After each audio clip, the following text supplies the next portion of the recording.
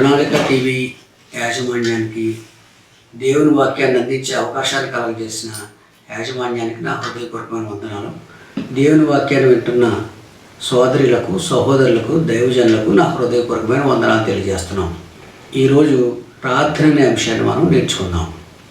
ప్రార్థన మొట్టమొదటిగా ఎనోషు దగ్గర నుంచి ప్రారంభించబడిందని ఆదికాండము 4:26 వ్రాయబడింది.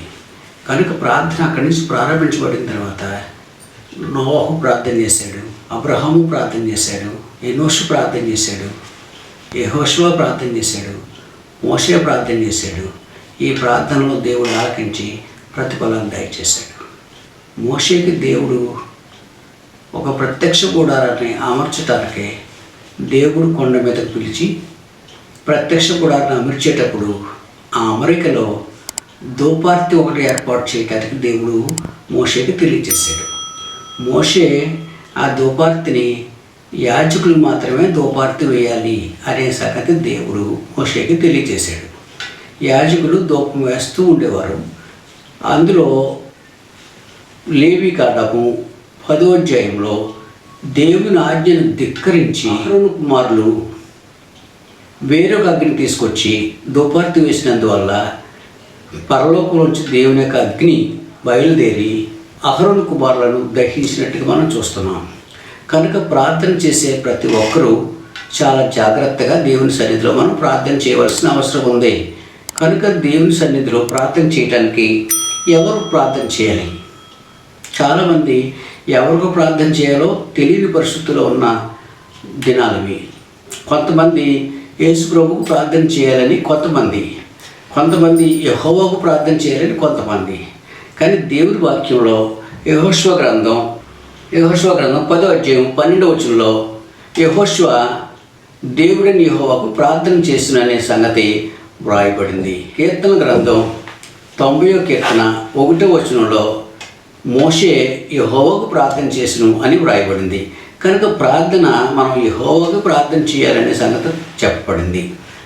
కనుక యేసు ప్రభువు కూడా ప్రార్థన చేయటానికి శిష్యులకు ఏమి నేర్పించారంటే మత్తయి సువార్త 6వ అధ్యాయము 6వ వచనంలో తండ్రికి ప్రార్థన చేయాలని శిష్యులకు నేర్పించాడు యేసు ప్రభు. యేసు ప్రభు కూడా యోహాను సువార్త 17వ అధ్యాయము 1వ వచనంలో పరలోకమందున్న తండ్రి అని యేసు ప్రభు తండ్రికి ప్రార్థన చేశారు. కనుక మన ప్రార్థన దూపం వల్ల దేవుని సన్నిధికి చేరాలి. కనుక మన ప్రార్థన చాలా శక్తివంతమైంది. మన ప్రార్థన దేవుని సన్నిధికి వెళితే దేవుని సన్నిధి నుండి మనకు జవాబులు అనుగ్రహించబడతాయి. కొన్ని అపోస్తల కార్యాలు 10వ అధ్యాయము 1వ వచనం నుంచి మనం చదివితే కొర్నేలి ధర్మకార్యాలు చేసేవాడు, ప్రార్థన చేసేవాడు. దేవుని సన్నిధికి చేరినవని దేవదూత చేత కొర్నేలికి జవాబును పంపించాడు దేవుడు. కొర్నేలి, నీ ప్రార్థనలు, నీ ధర్మకార్యాలు దేవుని సన్నిధికి చేరేవన్నారు. కనుక మన ప్రార్థనలు దేవుని సన్నిధికి చేరాలి అంటే యెహోవాకు ప్రార్థన చేయాలి. యెహోవాకు ప్రార్థన చేయటం అనేది దేవుని గ్రంథం చెప్పిన వాస్తవం, సత్యం. యోహాను సువార్త 17వ అధ్యాయము 1వ వచనంలో యేసుక్రీస్తు తండ్రికి ప్రార్థన చేసినట్టుగా మనం చూడగలుగుతున్నాం. మత్తయి సువార్త 6వ అధ్యాయము 6వ వచనంలో కూడా తండ్రికి ప్రార్థన చేయండి అని యేసు ప్రభు నేర్పించారు. కనుక యేసు ప్రభు ఏమి నేర్పించాడు లోకానికంటే తండ్రికి ప్రార్థన చేయండి అనే విషయాన్ని యేసు ప్రభు మనకు నేర్పించారు. మన ప్రార్థన దూపం వల్ల దేవుని సన్నిధికి చేరాలి. దూపం వల్ల దేవుని సన్నిధికి చేరాలంటే కీర్తన గ్రంథం 141వ కీర్తన నా ప్రార్థన దూపం వల్లే దేవుని సన్నిధికి చేరుతుంది అనే సంగతి దేవుని గ్రంథంలో కీర్తనాకారుడు స్పష్టంగా వ్రాయబడింది. అందుచేత మన ప్రార్థన దేవుని సన్నిధికి చేరటానికి మనం ప్రయత్నం చేద్దాం. మన ప్రార్థన దేవుని సన్నిధికి వెళ్ళకపోతే దేవుని సన్నిధి నుంచి మన ప్రార్థనలకు జవాబులు రావు. కనుక మనం ప్రార్థన చేసేటప్పుడు అడ్రస్ కరెక్ట్గా చేస్తే, తండ్రికి ప్రార్థన చేస్తే, ప్రభు అయిన యేసుక్రీస్తు నామములో అడిగితే యేసు ప్రభు ఏం చెప్పారంటే నా నామమును మీరు ఏది అడిగినా తండ్రి అనుగ్రహిస్తాడు. అంటే మనం ప్రార్థన చేసేటప్పుడు తండ్రికి ప్రార్థన చేయాలి. యేసు ప్రభు నామములో అడుగుతున్నాము తండ్రి అని ప్రార్థన చేయాలి. అప్పుడు మన ప్రార్థన దేవుని సన్నిధికి చేరుతుందనే సంగతి గ్రంథం స్పష్టంగా తెలియచేయబడింది. చివరిగా మనం చూసినట్లయితే ఎవరు ప్రార్థన చేయాలి? ఎవరు ప్రార్థన చేయాలంటే ఆరాధనలో స్త్రీలు ప్రార్థన చేయకూడదు. పురుషులు కోపం లేనివారు, సంశయం లేనివారు, వారు చేతులెత్తి దేవుని సన్నిధిలో ప్రార్థన చేయాలి. అది దేవుడు కోరిన ప్రార్థన. అందుచేత నీ ప్రార్థన ఎలా ఉండాలి అంటే ప్రకటన గ్రంథం 8వ అధ్యాయము 3వ వచనంలో మనం చదివితే అక్కడ ప్రకటన గ్రంథంలో ఉండే దేవుని యొక్క మాటలు మనం చదువుతాం. 8వ అధ్యాయంలో అక్కడ మాటలు చెప్పబడ్డాయి, చదువుతాను. మరియు సువర్ణ పాత్రి చేత పట్టుకుని ఉన్న వేరొక దూత వచ్చి బలిపీఠం ఎదుట నిలువగా సింహాసనం ఎదుట ఉన్న సువర్ణ బలిపీఠం పైన పరిశుద్ధులందరి ప్రార్థనలతో కలుపుటకై అతనికి బహు ధూపద్రవ్యము ఇయ్యబడెను. అప్పుడు ధూపద్రవ్యము పొగ పరిశుద్ధుల ప్రార్థనతో కలిసి దూత చేతిలో నుండి పైకి లేచి దేవుని సన్నిధికి చేరును.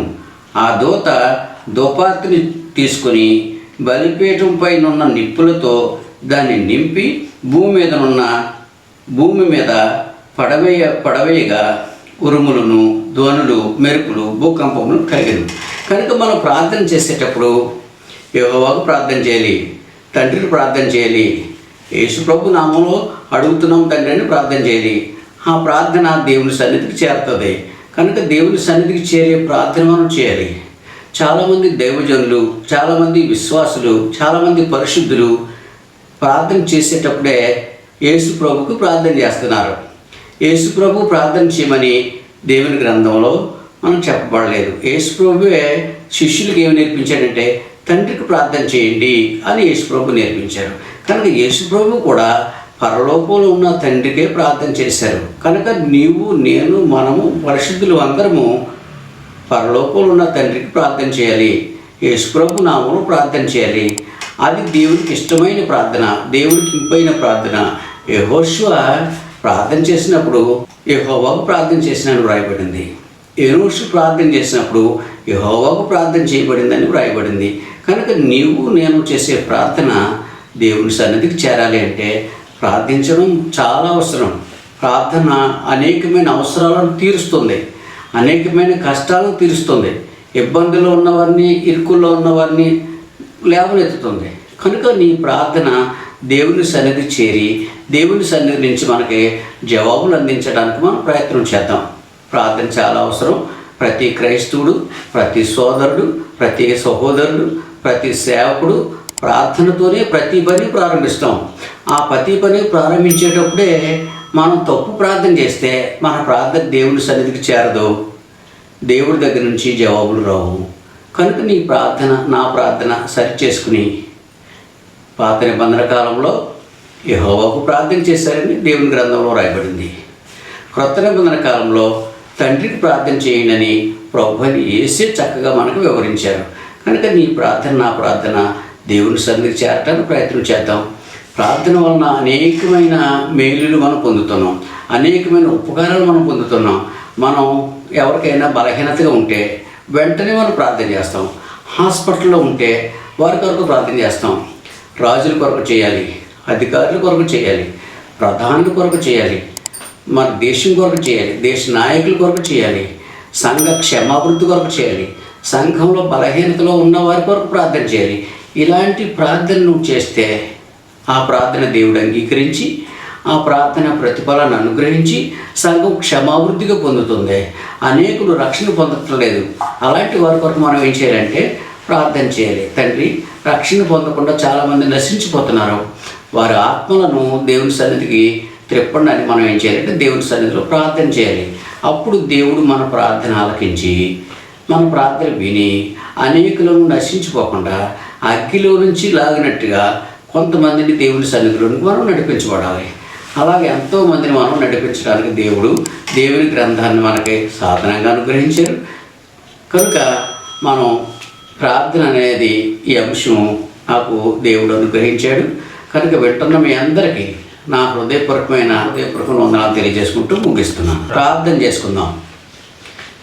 పరమందు ఆసీనుడైన ప్రియ తండ్రి, మహోన్నతులైన దేవ, నీ ఘనమైన శ్రేష్టమైన పరిశుద్ధమైన పాదాలకు స్తోత్రాలు. ఈ పరిశుద్ధ గ్రంథాన్ని నాయన ఏ రీతిగా చదివితే మాకు అర్థమవుతుందో నేర్చుకున్నాం తండ్రి. నేర్చుకున్న బిడ్డలందరినీ దీవించండి, ఆశీర్వదించండి, కృప చూపించండి. నాకు ఆరోగ్యం దయచేయండి నాయన. బిడ్డలకు ఇంకా మంచి మంచి విషయాలు బోధించడానికి మీరు కృప చూపించమని, ప్రణాళిక టీవీ యాజమాన్యాన్ని తమరు ఆశీర్వదించి దీవించి కృప చూపించమని యేసుక్రీస్తు నామములో ప్రార్థన చేసుకుంటున్నాం తండ్రి. ఆమేన్. వందనాలు.